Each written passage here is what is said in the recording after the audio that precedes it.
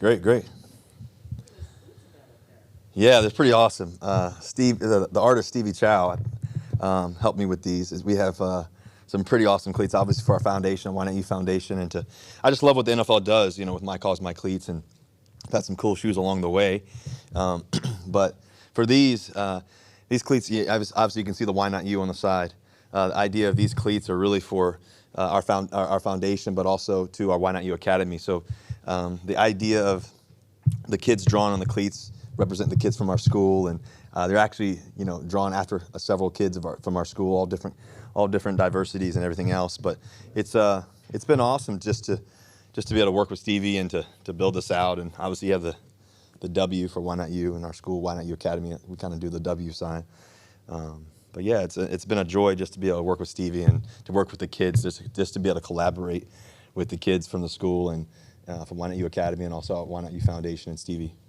You've been so focused on the school. Where did that passion for education come from? Yeah, the passion for education just came from my parents. My dad went to Dartmouth. He went to UVA Law School. My mom went to UVA.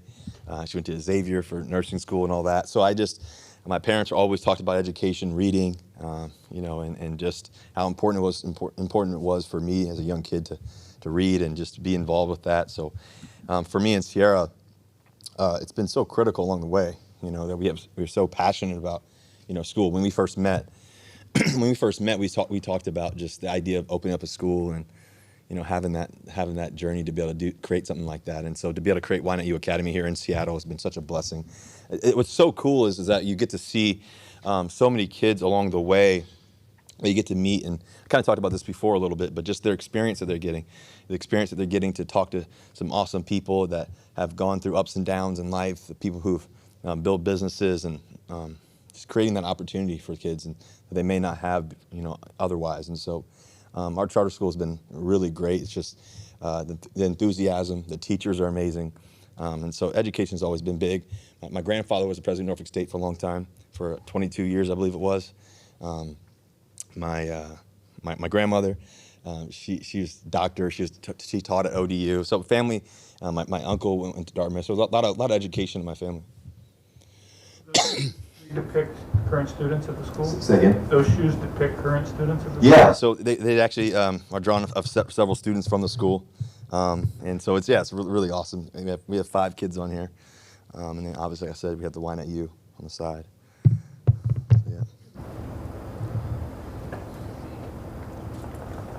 Do you know Adrian Peterson real well, and what did you kind of think of the team?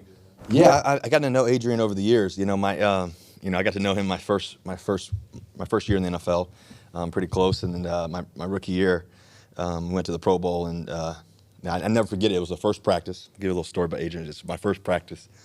So Drew Brees, one of the quarterbacks, Eli Manning, myself, and I'm ready for practice. Got my cleats on. Everybody's ready to roll. And Pro Bowl walkthrough is like really, really slow. Everybody's just kind of walking, and it's just it's practice. We've played 16 plus games at that point, and everybody knows plays and stuff like that. So, anyways, Drew's in the huddle. I'm kind of standing on the side. I'm about to go next or whatever, and next thing I know, Drew calls 18. It's a run to the right, and everybody's kind of just stepping to the side and just slowly.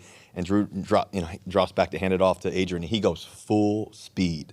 I mean, he gets the handoff and goes 80 yards to the end zone, full speed. And Drew comes back, and I'm about to go in the huddle. He kind of winks at me. Drew does, and man, that's why he's great. That's why he's great. And Adrian runs all the way back, and he comes back to me. He goes, "Why do you think they call me all day?" So I ever since then, I had a high appreciation. Obviously, I've been able to witness his game and what he's been able to do, but just how he's gone about practice, how he treats the game, how he respects the game. Think about 16 years in the NFL playing running back, and then also too, you think about all the success he's had, all the touchdowns, and all the plays he's made. I know he's one away from Jim Brown, I think it is. So hopefully we can get that. But that's a special thing, special player. He's a true pro. I was here last night till about 8:30, 9 o'clock, and I come back down, he's still here, So there's a reason why he's great, There's a reason why he's so focused, and, so it's pretty cool. That was your rookie season? Yeah, that was my rookie year at the Pro Bowl, yeah. What can he do here, right now, in this system? Well, I think what he does is he brings a power running game and just how he runs the ball downhill. I mean, he knows how to score. Obviously, a guy who's scored 100 and I don't know 120, somewhere around there touchdowns in his career. A guy who knows how to get in the end zone. I think with our other running backs, with AC, with DJ, with Homer, Penny, those guys, he also can give them a little bit of showing of just example of just how to be an amazing pro. These guys are great pros already, but to be able to take care of yourself for 16 years and to be able to do it as long as you can, no matter what your position, is a blessing in itself. And he's a true pro. He's dedicated to the game, and it's really cool just to see. The tricky part about this week is that the 49ers are really good at stopping the run. Why have they been so effective? What do you need to do to counter that? Well, you got to think about their defensive line. Their defensive line is such a great defensive line, and they're so active. They're versatile. Guys move around. They're powerful at the point of attack. Their linebackers are great football players. Obviously, some of them aren't going to be there, for this game. Fred Warner is one of the best in the game, so he's a guy who makes tackles left and right. But I think that it starts with their defensive line and their approach and their attitude. When you need like advice on something football related, usually who do you turn to first? It depends. It depends on what the device is or whatever it may be. I think you always turn I always pray first, and then I talk to myself and knowing me knowing the game. But there's different things. You go to former players, guys who play now, whatever it may be, maybe even former coaches, different people for different circumstances. Following up on that, who in your inner circle do you most trust for honest assessments of your game play? Well, I trust my coaches most. I always talk to my coaches that we always work at it. We're always working on the game, and then the person that I always critique myself is always me first. That's always I always have the highest expectations. No matter what it is, I do in life. If it's family, if it's football, business, whatever it is, it's always my expectations are always going to be higher than anybody else's. I looked at the film on Monday night. What did you think? I thought that I missed some passes that we can hit. The one early, like I said, in the flat, just try to rip it too firm there. I had the third down to Gerald. It just misread him. I was thinking he was a little bit further inside, just misread him. Then I was high on another one to him, like I told you guys the other night. I think that a couple of them I had to kind of get out of my hand and kind of throw away or whatever it may be, but. I think other than that, we battled. I think what I love about the game is that we kept battling throughout the whole entire game, and even though it was a tough game, we were able to find the way to get in the end zone with Gerald there on that the first third down in the red zone, and then come back at the end of the game and try to win the game. We went 97 yards. It's not easy to do, but I think that the one thing that I always do is believe, and so that's the thing.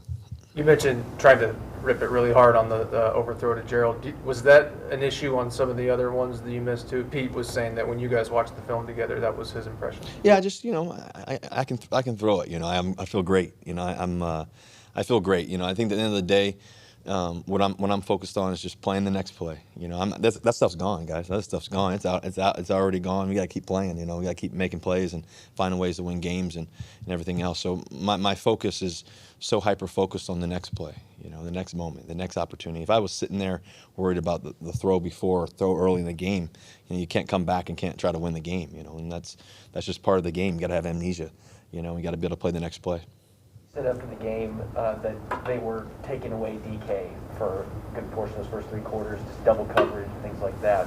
But looking back at the film now, what do you think can be done to try to get him established earlier? Because that's happened a few times this season. Yeah, I mean, and guys are always going to try to double DK.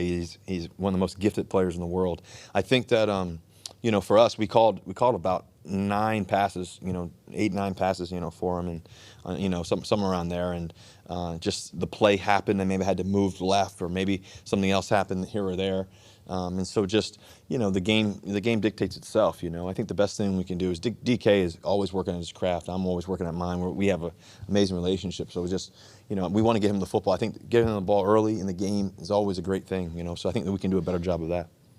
Hey Russ, what's the downside of going more up tempo, and is that something you're advocating for right now? I think the upside of going up tempo is that the defense is feeling the pressure. Obviously, all those drives we scored, as of late for the most part, have been up tempo or some form of it, and we've always been great at it over the years. We've always talked about. So I think that's the best thing. I think at the end of the day, this game's about scoring touchdowns and points, and that always helps. That always helps the defense. It helps the whole team. But I think the negative about it sometimes can be that if you get stopped, the defense goes back out there. We haven't really been stopped that much in up tempo, to be honest with you, unless just for whatever reason, maybe the half's over or something like that. But we haven't really been stopped in that. So I think there's a lot of upside with our football team to go up tempo. It's always a positive thing that we do.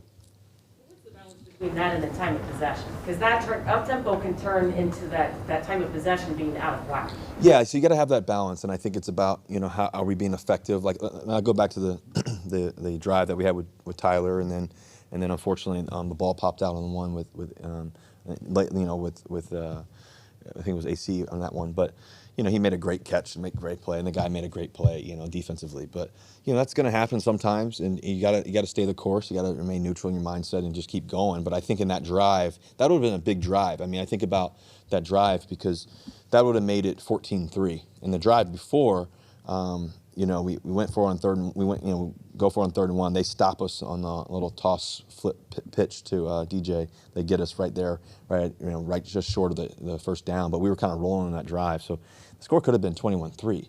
That's got to be the attitude and mentality that we have, and we got to keep going for it, and keep trying to make plays.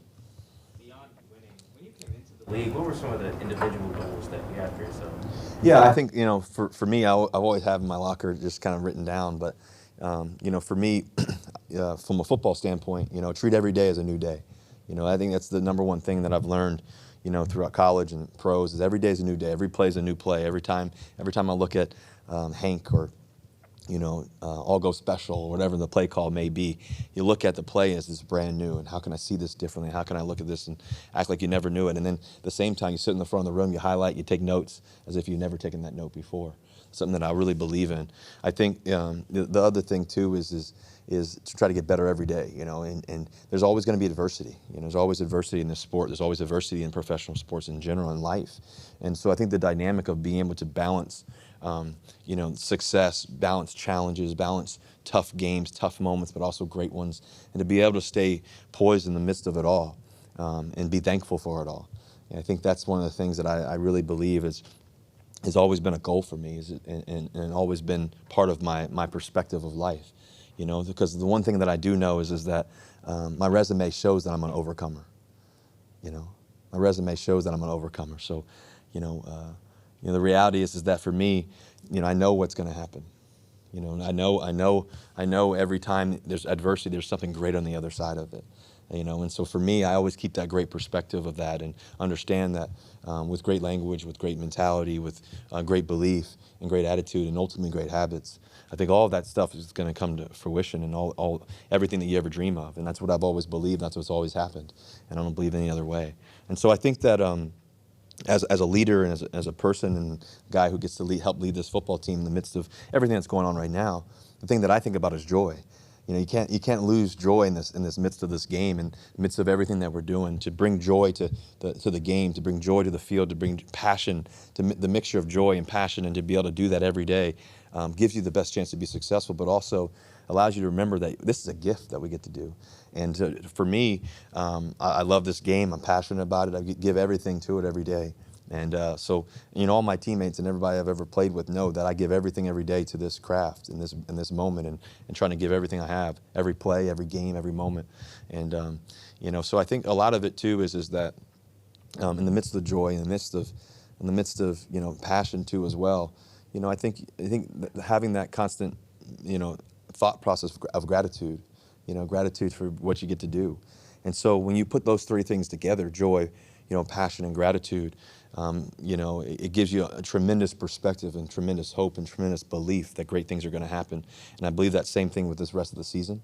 I believe that same thing with every guy that's in this locker room that sits, in these chairs that you guys are sitting in, and that, for me, ultimately, it's about servitude and making sure that I can do everything I can to making sure that I serve the rest of my teammates as much as I possibly can, so they understand the game is at the highest level, and I continue to learn the game. And when you can teach the game and you learn the game that much more. And we're all in this together, and that's what I love about it.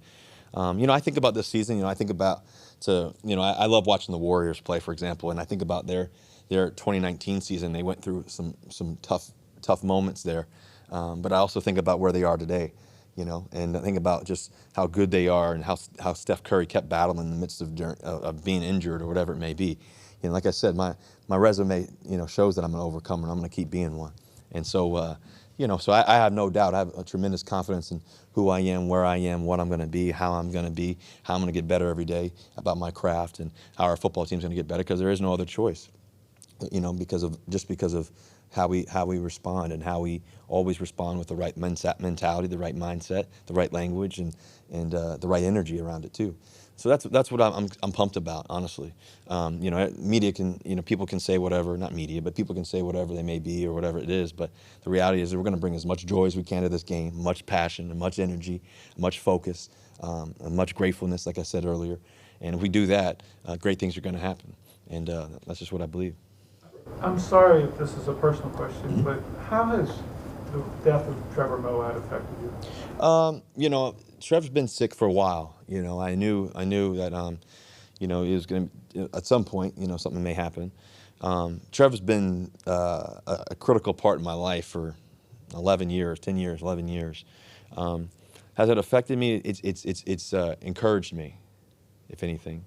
It hasn't affected me in a negative way. It's encouraged me, knowing that, number one, when I met Trevor Mohad, I was at IMG, and I had dreams, I had goals, I had passion, I had something that I wanted to do, and something I believed in. And not many people believed I could do it. And he was one of those people that believed in me. And so in the midst of that, as we got to spend so much time together and talk, and as I was sitting there in IMG and I was training with the rest of the guys, and I was working, I would spend 3 hours in the morning with him, and then in the afternoons we'd go to dinner or whatever it may be, 2 hours, 3 hours at night, and talk and just pick his brain and learn as much as I possibly could learn. And so I think in the midst of all that and all that growth that I've understood, it's instilled in me, a lot of the things that I learned from my parents, my dad, my mom, what I believe in just from a faith standpoint, but also too from a sports standpoint. Trev used to always talk about, continue to feed your focus. Continue to feed your focus. And my focus never wavers. And so I think that one of the things that I really believe in is that, in the midst of losing loved ones, losing people that you care about, losing a great friend like Trevor, there's also growth, and there's learning there, and there's a time and place for everything. Not everything always lasts, in the sense of a great friend like Trevor and having cancer. It's the worst. It's the worst, And so what I learned is that for me is that, one, neutral thinking, all those things I'll tell you guys about. But what I also learned is that every day you have to cherish. Every day you have to cherish. He's so young. He's so talented. He's so brilliant. We were able to create business together. We were able to do so many great things together. But I think that one thing that you realize is that it can be any of us. It could be any of us that go. And it could be you. It could be me. It could be someone we know, someone we love, someone we've lost already.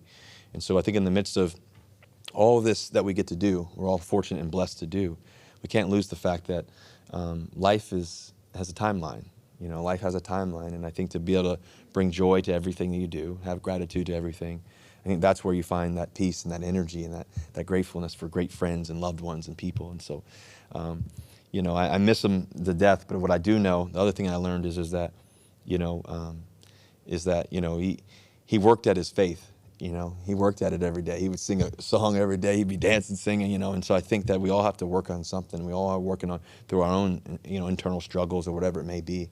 And he was just an amazing man, a brilliant person. So I'm fortunate. I'm reading his book, his new book coming out. I think it comes out in January or February or something like that. But I've done the audiobook part of it, the audiobook portion, and so it's interesting going back and just hearing everything, and it's pretty surreal, pretty cool, in an interesting way. So it'll be great. Mental conditioning work that you guys would do regularly, how are you still doing that on your own or with somebody else? Yeah, I do that all the time on my own, but also I do it with Tim Grover too as well when we talk and all that stuff too. So my mindset is locked in. I'm locked in, zoned in, ready to play. You go out there and get to battle every day and practice every day, and my energy's great. And so I feel great. Russ, in a typical week, do you get a chance to look around the league and at other quarterbacks and see what's happening week to week and up and down portions of their seasons? Yeah, a little bit. I mean, you get to see some stuff. You get to watch some games every once in a while and all that. But I think you spend so much time here. You know, I sitting here in the third seat over here, and you know, I'm taking notes from, you know, I don't know, 8 a.m. to, you know, 11:30, and then we go to walk through, and then it's practice, and then next thing you know, I'm back in here to 7, you know, and then sometimes you leave around 8 o'clock. By the time I get home, I need to see my kids, hug them, and like make sure they go to sleep and read to them, whatever it may be. And then next thing you know, I may watch a little bit more film, and then you know, C and I, you know, maybe watch a show or something. And then here's the next day. So I think you're so hyper focused on your team and what you need to do and what we need to do, and yeah, you get as you're studying film, you get to see some of that stuff and all that. But I don't really worry about that as much. Last year you said you didn't want an MVP vote, you wanted to win the award. Sorry, one more time. You said last year that you didn't want an MVP vote, you wanted to win the award. Were any of those accolades on your list of things that you wanted to accomplish when you came in the league? Yeah, I don't really think about the actual accolades as much. I mean, Super Bowls have always been. You know, I've always won them in multiple Super Bowls, so I think that's still there. And there's so many more great years ahead. I mean, I feel vibrant. I feel my legs, my arm, everything feels so great, you know, in the midst of everything. So I have so much more ball ahead of me. I'm so excited about it. So, you know, for me, everything that I want to do is still there, and I'm excited about it. Anything else, guys? Thank you, Russ. Thank you, guys. Hope you have a great day. See you guys. And if you guys want to know anything more about the shoes, you can go to whynotufdn.org. whynotufdn.org. I'll see you guys. Do I take these now? All right, go Hawks. See you guys.